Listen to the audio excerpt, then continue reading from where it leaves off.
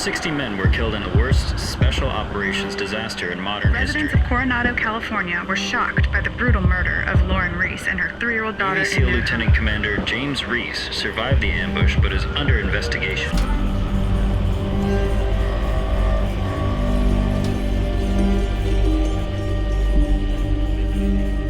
Welcome to the Terminal List Podcast, an Ironclad original series presented by Kansas City Cattle Company, veteran-owned and operated. I'm Jack Carr, author and creator of the Terminal List series. On today's episode, I'm going to respond to some viewer-listener questions and some critical reviews. Let's get into it. All right, here we go. Is there anything from this series that you liked better than how you wrote it in the book? Very good question. For example, I loved what the series did with Ben Edwards and how they finished it with him versus the novel. You know I love your books, my friend. Thank you. Yes, I actually really did like that, and I like how that played out visually. That was one of the things that I really liked about the series on Amazon Prime over the novel. Gosh, it was so cool to have someone like David DiGilio, the showrunner, who was on previous episodes of this podcast, along with Jared Shaw, and have those outside kind of viewpoints, kind of like in the military when you plan something and then you have someone red cell it from the outside so you can make it better. Well, same thing here. We had Chris, we had Antoine, we have David DiGilio, we had the writer's room, we had Jared Shaw. And I really do think that in a lot of the cases, they built upon this foundation, which was what we wanted to do from the beginning, whether to tie any changes to these foundational elements. So I think we accomplished that, and most of the time authors are not super thrilled with the adaptation of their work, which is probably why they like to get rid of the author right away so that he's not there on set yelling, you ruined my vision. But I got to be involved, which was really cool to be involved from the get-go and work together and to collaborate and to create this 8-part series that you have now. So yes, there are definitely things in the series that I like better than how they're portrayed in the novel, for sure. Was it surreal seeing the books actually play out on the screen? Yeah, it really was. But maybe not in the way that you think, because it wasn't like this was done and I had no idea what was happening with it, and then I sat down and I watched it. It was more that I was involved with every step of this process, collaborating with these amazing people along the way, with this incredible team that had such trust together from the very beginning. But it was super cool when it launched and when it dropped a few hours early. Supposed to come out on a Friday. It came out on a Thursday, a few hours early, and I caught it that it came out and posted about it, and it was just that moment was really cool. And then it was before the week before that, going to the premiere and sitting in the theater with all those people and seeing it there with family and friends and everybody was really cool. So yeah. Couldn't be more thrilled. If there is a season 2, would it be called The Terminal List Season 2 or True Believer? And you're just going to have to wait and see. I guess we all are. So, yeah, right now, depending on when you're listening to this, of course, they're in negotiations, figuring it out, and hopefully they can. But, hey, if not, I'm just thrilled that we got a season, and yeah, couldn't be more pleased with everything.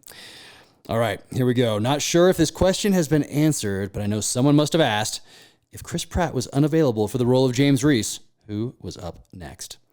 And that's interesting because Chris Pratt optioned it before the book even hit shelves, and he's the person that I thought of as playing James Reese as I wrote the novel. So there really was not another choice. In the future, let's take the Tom Clancy novels. You have Jack Ryan having been played by Alec Baldwin, by Harrison Ford, by Ben Affleck, by Chris Pine, and then now the new Jack Ryan series on Amazon as well. So what was that, 5? So other people can play roles like this depending on I guess audience reception and what producers want to do and who owns the rights and all sorts of things. So but for me, as I was writing it, Chris had not done Guardians yet, had not done Jurassic World, not been in Avengers, obviously. He was Andy Dwyer in Parks and Rec, and he played a SEAL in Zero Dark 30. So I got to see that transformation, and I just knew he was the right guy for the role. And he was inherently likable on and off screen from the outside looking in, and I had no idea that I had a connection to him at the time. Luckily, I did. That ended up being very convenient. Thank you, Jared Shaw. And if you have questions about that, you can go back to the first episode of this podcast series where we talk about how all this came to be. So Chris Pratt was the guy, and he absolutely knocked it out of the park, crushed it, exceeded expectations at every turn. But I knew he would. Let's see. Out of all the action sequences in the show, which one would you say you're most proud of? That is a great question as well. Those tunnels in the first scene, working with Antoine there on set, all my SEAL buddies right there, seeing how they flooded the lot at Paramount and built that tunnel complex. That was really cool and provided a challenging environment in which to film and have explosions and all the rest of it. So that was really cool to see. I really like the last one because you get to see Chris really just crushing mag changes and change his shoulders with that M4. Man, it was just all I don't know. They're all I love something about each and every one of them, I guess. So let's see. Next one. Could you please discuss in detail the firearms training that Chris Pratt received? His pistol draws, reloads, weapon transitions, and movement looked spot on. You are correct. Well, this was all filmed at the height of COVID. There were all sorts of restrictions in place, and so we couldn't put like a boot camp type thing together ahead of time. Luckily, Chris has a solid foundation on which to build, and we had military personnel there on set, or I should say veterans there on set, helping work through all that training with the actors on all this. Ray Mendoza is the technical advisor. Jared Shaw is an actor, producer, and tech advisor on it. We had Max Adams there too, former Army Ranger. He was a second unit director, producer, and writer on the show. So those three guys were there each and every day to make sure that everything stayed grounded in reality and got to work with these guys. So Ray Mendoza in particular of War Office Productions, he really worked with Taylor on that shotgun in episode 4. So you get to see Taylor rocking that shotgun, which is really cool to see on film. But having all those guys on set. So we had a ton of SEALs there in that first episode because it's a SEAL platoon there. And a lot of those guys I'd served with in the SEAL teams. So they got to work with the actors too and give them little hints here and there. But yeah, Chris just rocked it. But because of the COVID restrictions, it was pretty much on the job training. So yeah. All right. Up next, my response to negative reviews. Let's do this. Negative reviews of the Terminal List series on Amazon Prime starring Chris Pratt. Here we go. Well, before I do that, so the Rotten Tomatoes has it. I think the score from critics is like 39. Critics do not like this for some reason. Interesting. And audience score, 95%. That's crazy. So, when we started this and I sat down with Chris and Antoine and the showrunner, what we really wanted to do was to make a show that spoke to those who went downrange to Iraq and Afghanistan and other places around the world over the last 20 years. We wanted those veterans to be able to sit on the couch and maybe crack a beer and sit back and watch a show that spoke to them. So we wanted this thing rooted in the realities of modern combat. Even though it's a Hollywood production, there's going to be Hollywood things that happen for sure. But we wanted to keep it rooted in the realities of modern combat and capture the mindset of a warrior. And so that's what we set out to do. And if the texts and messages that I'm receiving from people that have done a lot of work since 9/11 and are way tougher critics than anybody at the Daily Beast or the Guardian, especially when it comes to this sort of thing, to get the text messages and the phone calls that I've been getting, that Jared has been getting about this show and capturing that warrior mindset. Yeah, that 95% audience rating speaks to that. So yeah, I think we at least got close to accomplishing that goal.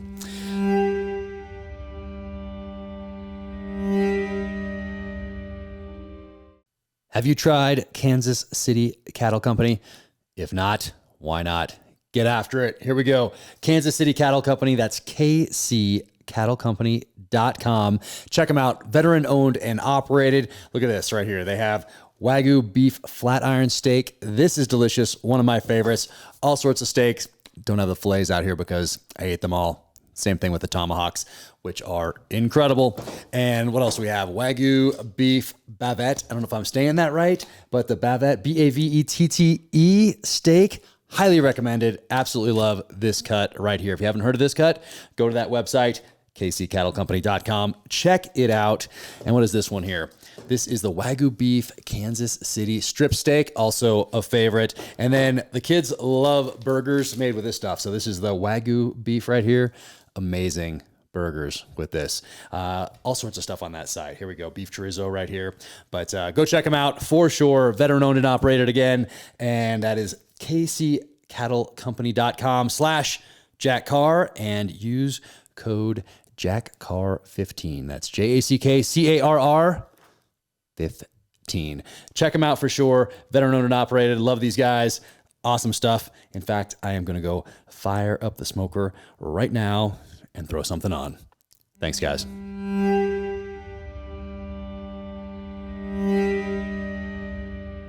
All right, here we go. The Daily Beast. This title here is Chris Pratt's The Terminal List is an unhinged right-wing revenge fantasy, which is strange because I think the only thing right-wing about it is that the protagonist is strong, competent with weapons and tactics, and holds those in power accountable. Maybe that's making some people nervous because that can be unsettling to some, including senior members of the military who continue to fail upward, which is what we've seen over the last 20 years.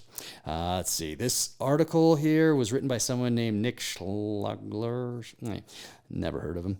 It starts with something cool. It says Rambo mode in red. I thought that was a good start, Daily Beast. But then it devolves. There we go.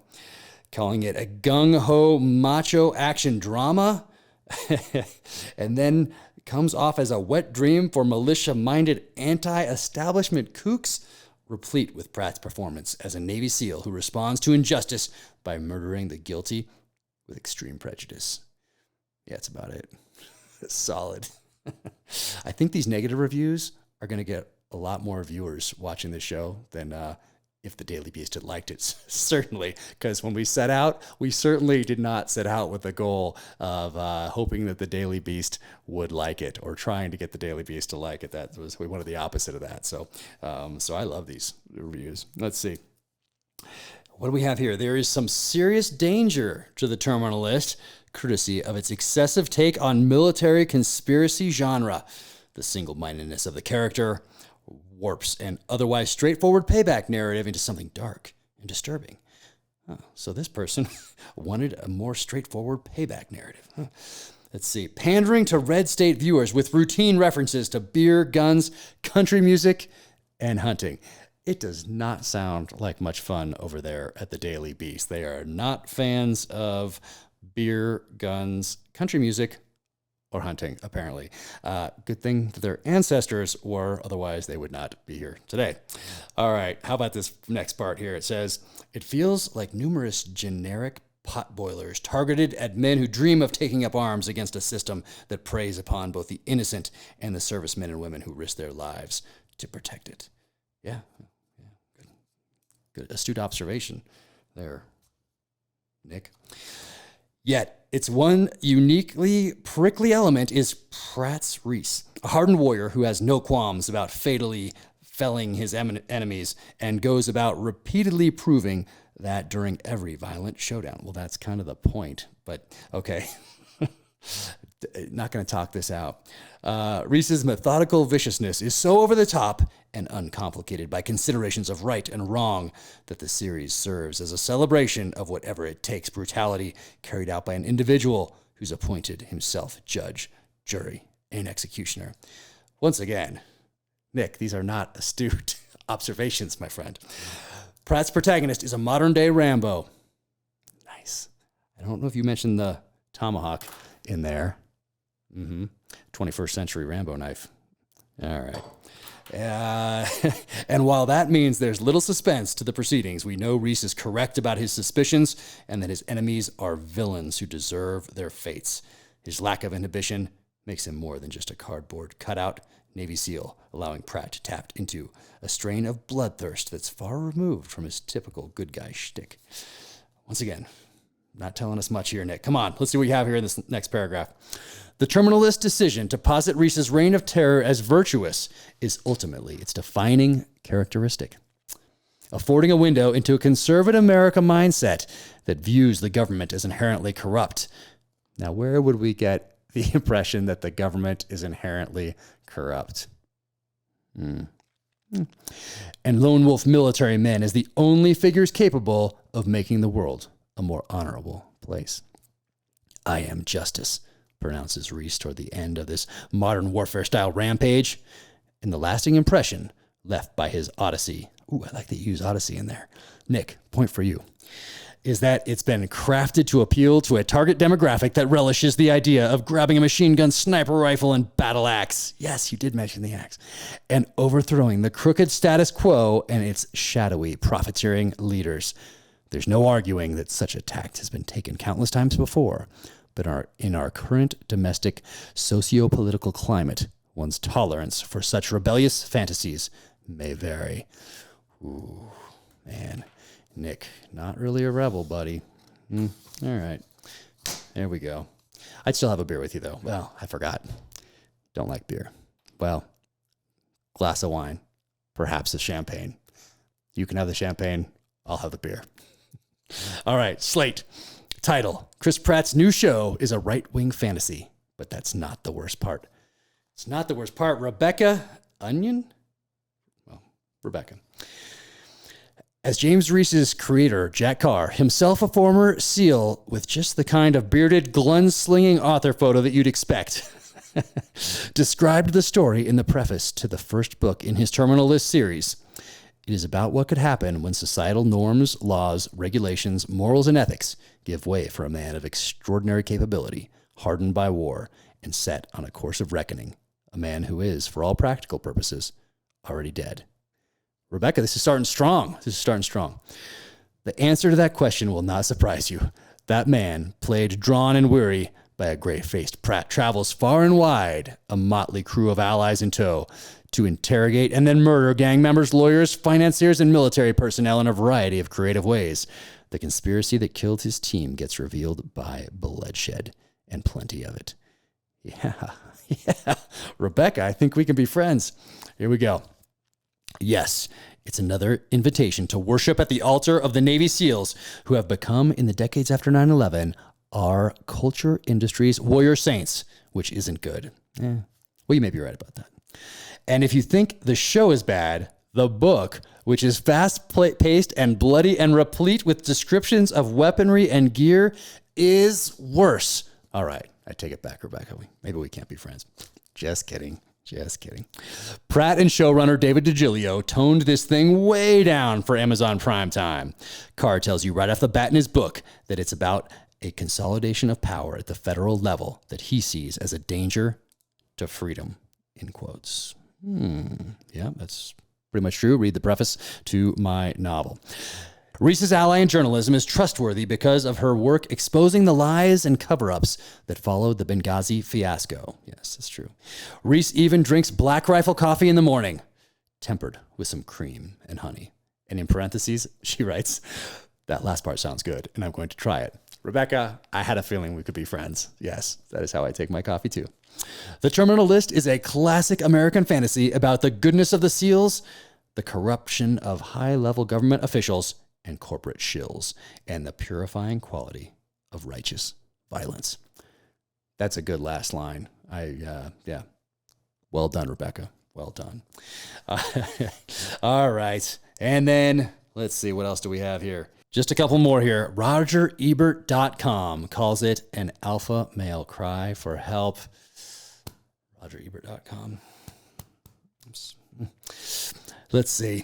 EW's assessment is that Pratt's version of traumatized seriousness is all vacant stares and bicep rage. The Hollywood Reporter says the target demo watched the series in order to see patriotically waving flags and substance-free military jargon. Once again, a lot of these critics not liking the flags at all. Well, at least in this one, no one mentioned the don't tread on me flag like in the last review. Didn't have to go back to the 1700s to take the side of the British, so at least I can appreciate A little bit of that anyway. All right. One of these reviews even asked the question that someone had asked about the books previously. Very, very similar anyway. They said, what do you even call a show like this? ? And they didn't mean it in a nice way. And as with the books, you call this thing the #1 show on Amazon Prime Video. And just like with the books, I answered it the same way. You call it a #1 New York Times bestseller. So thank you to everybody who made this the #1 show on Amazon Prime Video. And thank you to everyone who made the novels #1 New York Times bestsellers. I sincerely appreciate it. And I cannot wait to get book 6 out there this coming spring of 2023.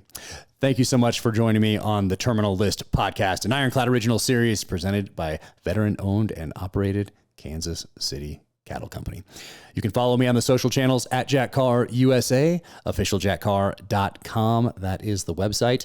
You can sign up for the newsletter there, and you can click on shop for the merch. And if you enjoyed this podcast, be sure to leave a 5-star rating and review wherever you get your podcasts. Until the next time, take care out there. Stay safe, be strong, keep fighting.